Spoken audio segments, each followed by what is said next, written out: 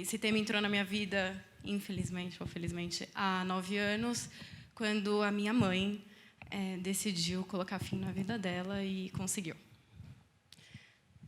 E você trouxe uma ótica, a gente falou um pouco na semana passada, o Lucas dividiu com a gente a história dele na tentativa disso. E você traz uma ótica diferente, que é de quem sobreviveu a uma tragédia como um suicídio na família. E o que você tem para contar sobre isso, sobre quem fica depois de um furacão como esse que passa? Eu converso com as pessoas, eu falo assim, é muito engraçado quando você comenta que você passou por isso, que você conhece alguém tão próximo, no caso a minha mãe, que fez isso, todo mundo quer saber como foi. Todo mundo pergunta, nossa, e como foi? As pessoas, elas perdem um pouco a noção, né? Foi arma, foi remédio, cortou os pulsos. E elas falam desse jeito mesmo, sorrindo. Porque o ser humano não sabe lidar muito bem com a morte. Então, as pessoas ficam constrangidas e, ao mesmo tempo, muito curiosas para saber como foi. E eu falei assim, eu acho que eu não sou ninguém para dizer como foi, porque não fui eu que fiz. Mas eu posso muito bem contar para vocês como é para quem fica. Então, como é o depois, como é o dia seguinte, ou as horas seguintes do que acontece. Porque quando a pessoa ela pensa, ela decide cometer suicídio, ela pensa, vai acabar. Meu sofrimento vai acabar, vai tudo ficar lindo, maravilhoso, vai acabar e eu não vou mais sofrer. E ela esquece que todo mundo que fica sofre horrores com isso. Então, é isso que eu posso contar um pouquinho para vocês, de como foi para mim, e para os meus irmãos, e para o meu pai, conviver com essa decisão que a minha mãe teve. E foi muito difícil, é muito complicado. A gente passa por vários estágios, né? Eu estava contando para a Karine e para o Gustavo um pouquinho da história, e eu comentei que, no começo, a minha mãe cometeu suicídio na casa dela, a gente morava com meu pai, eles eram separados, e meu pai foi o primeiro a ser chamado, e ele viu e ele decidiu não contar para os filhos, num primeiro momento, que tinha sido suicídio. Então, ele contou que foi um acidente. Foi um acidente doméstico, sua mãe morreu. E foi complicado, rolou o velório, a cremação da minha mãe, e a gente se sentindo super culpado de ter deixado a minha mãe sozinha, porque caso a gente morasse com ela não teria tido aquele acidente, enfim. E aí ela faleceu numa segunda, e na sexta-feira o meu pai sentou com a gente e resolveu contar o que ela tinha feito, porque ele foi arrumar a casa dela e ele encontrou uma carta de despedida.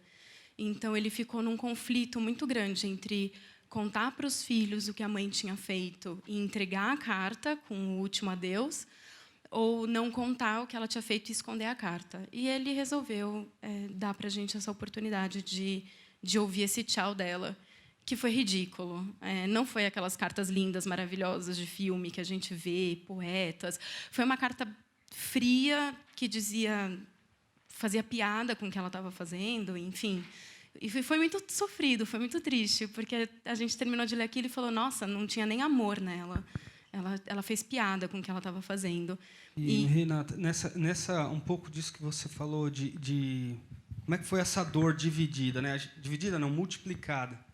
Conversar um pouco sobre isso, né? Achando que você vai subtrair a dor, né? E ela acaba sendo multiplicada em várias pessoas da família. Conta um pouquinho das reações suas, do seu irmão, do que ficou depois, né? Tem 9 anos de história aí até chegar aqui, né? Mas como é que foi essa dor multiplicada? Pensa que a primeira reação é quando você sabe que alguém cometeu suicídio, você sente culpa. Você fala, o que eu fiz de errado para essa pessoa não querer mais estar comigo? O que eu fiz para minha mãe não me amar mais e não me querer mais como filha e não querer mais essa vida? E o que eu poderia ter feito para que ela não fizesse isso? Mas não é verdade.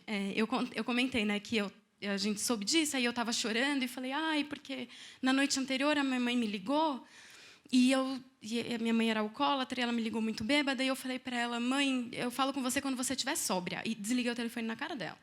Aí eu falei, se eu tivesse atendido e não tivesse desligado na cara dela, ela não tinha feito isso. Aí o meu irmão mais novo falou, não, imagina, a culpa é minha. Porque a mamãe não falava comigo fazia 2 anos, porque a gente estava brigado. E, naquele dia, eu apareci de surpresa para almoçar com ela e falei para ela que eu perdoava ela. E aí ela fez isso. Então, se eu não tivesse perdoado, se eu não tivesse ido, ela ainda ia querer meu perdão e ela não ia ter se matado. Aí o irmão dela falou, não, gente, a culpa é minha, porque ela me ligou e eu não atendi. E fazia muito tempo que eu não falava com ela. E se eu tivesse atendido, ela não tinha se matado. Aí meu pai olhou para a gente e falou, gente, como vocês são burros. Cada um aí é culpado. Um é mais culpado que o outro, ninguém é culpado. Interessante isso, né, Renata? Em vários casos isso acontece. Não sei se você tem alguma história próxima. De alguma maneira, você visita a última vez que você encontrou com a pessoa, tentando, se eu tivesse falado alguma coisa, como se isso dependesse, né, de vocês e não fosse, de alguma forma, algo que ela decidiu e que, né, não teria uma influência direta de um controle sobre o que ela iria fazer, né? A minha mãe tentou 8 vezes cometer suicídio. As 7 primeiras a gente conseguiu chegar a tempo e evitar de alguma forma. Na última não deu. E se a gente tivesse conseguido nessa 8ª, se eu tivesse falado com ela, enfim, ia ter tido a 9ª, 10ª, 11ª, porque ela estava decidida aquilo. Vide as 8 vezes que ela tentou. Então, eu acho que não era culpa de ninguém. Tem uma série de fatores. A minha mãe era muito doente, mas não é isso, gente. Não cabe a mim agora, 9 anos depois, ficar confabulando se eu podia ter feito alguma coisa ou não, ou me sentir culpado ou não. O que eu e meus irmãos, minha família, nós aprendemos é que a vida continua. E eu acho que é isso que é muito importante. Se você se você já pensou em alguma vez acabar com tudo, saiba que não acaba com tudo. Você deixa esse rastro da sua decisão muito espalhado e muito machucado. Eu e meus irmãos, nós somos muito unidos. Depois da morte da minha mãe, a gente ficou mais ainda. Um cuida do outro. Contei para eles um pouquinho de como cada um cuidou do outro. Fui eu que dei a... Mas há um custo alto, né? Imagina você com 22 anos dar a notícia para o seu irmão que acabou de fazer 18 que a mãe dele tinha morrido. E foi o que eu tive que fazer. Eu olhei para o meu irmão caçulinha, meu xodó, e abracei ele e falei, a mamãe morreu. Porque eu não sabia nem como dar a notícia.